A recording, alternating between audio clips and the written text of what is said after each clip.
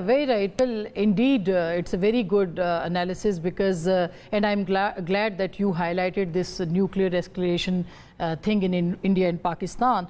But now Pakistani delegation is also there, led by Bilawal Bhutto Zardari. Do you see Pakistan can come up with some different narrative over there, though President Trump is very welcoming and he is giving statements in favor of Pakistan? How do you see Pakistan's narrative, or how do you see Pakistan's position on the landscape?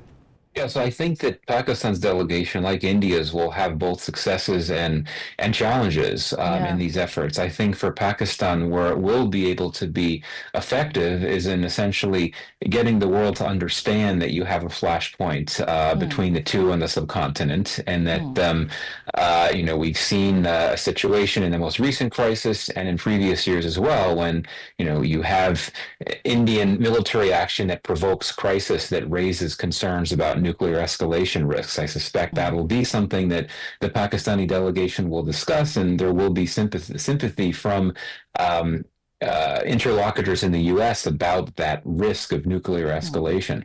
But I think that other talking points that the Pakistani delegation will bring to the table will be less successful with those. One will be the issue of Kashmir. I mean, I'm quite sure that Pakistan will want to take advantage of the fact that President Trump had called on the two sides to focus on resolving the Kashmir dispute. And I think Pakistan will want to use that as an opportunity to get Washington and other global capitals to focus more attention on this issue. However, we've seen a pattern for many decades, particularly recent years, of Washington not really wanting to delve into that issue, mainly to defer to the Indian position, which is, of course, for there not to be any third-party mediation in the Kashmir issue. So I don't think that the delegation will get very far on that front. And on the issue of terrorism, I suspect that another one of the points that the Pakistani delegation will make is that Pakistan is the victim of terrorism. It's not the perpetrator. India carries out, sponsors terrorism in Pakistan. Those are talking points I'm sure that the Pakistani delegates will make. But again, the U.S. has tended to be sympathetic to the Indian position, that India is a victim of Pakistan-sponsored terrorism. Though I certainly think that you'd get a view in Washington that Pakistan, quite frankly, is both a victim of and sponsor of terrorism historically. So it's going to be a tough discussion, but I think that you will see Pakistan be able to make some headway in getting its perspectives forward. But in other areas, like with the Indian delegation, there will be setbacks. There is a war of narratives between India and Pakistan right now on global scene. This war is on various fronts, like it's on media, it's on diplomacy, it's on economy, it's on, militarily they are competing with each other. Do you think Pakistan, with its limited resources, it has some unlimited impact on the world right now, and Pakistan is dominating right now? What do you think? I think that really comes down to the nature of the Pakistan relationship with the U.S. at this point, which has actually been bolstered. It's been strengthened by the aftermath of this crisis, given the things that President Trump has said, calling for a resolution on Kashmir, highlighting the importance of talks, things like that. That helps U.S.-Pakistan relations, because those are the very messages that Pakistan wants the U.S. to be putting out there.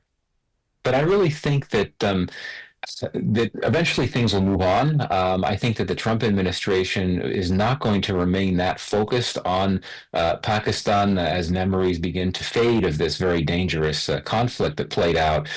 And so in that sense, I think this delegation in Washington might make more headway if it talks about issues that didn't necessarily have any relation to the recent crisis. So we've seen, for example, that the Trump administration is very interested in crypto issues. It's very interested in critical minerals in Pakistan.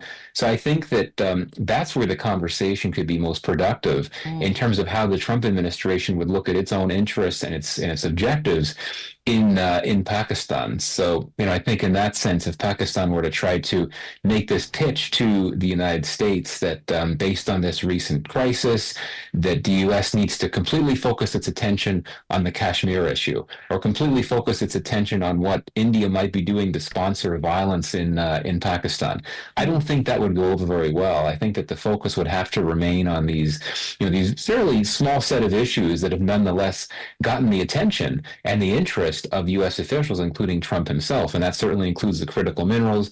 It includes the issue of crypto and also trade, for sure. President Trump always wants to talk about trade. His administration always wants to focus on that. So trade issues, I think, would be a good place to start any conversation as well. And Pakistan, I think, has some urgency here, given that, Pakistan, like India and several other countries in South Asia, was hit by pretty significant reciprocal tariffs by the Trump administration that are paused now, but could go back into effect after the pause ends in early July.